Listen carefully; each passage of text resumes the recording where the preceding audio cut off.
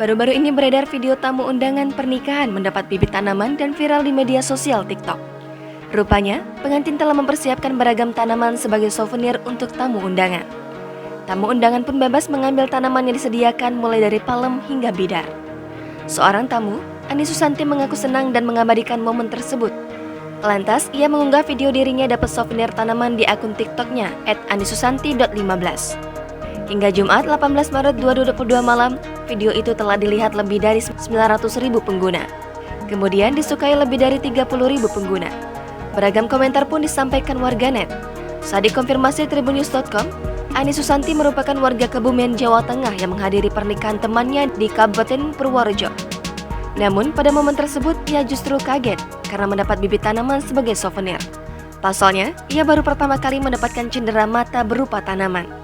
Meski begitu, ia merasa senang karena bisa ditanam di area rumahnya.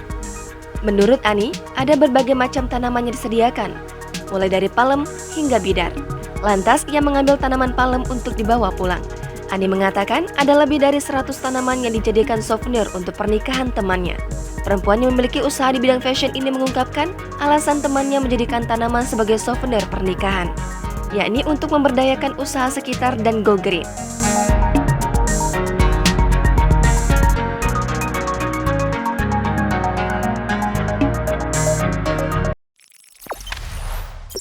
Jangan lupa subscribe, share, komen, dan like ya.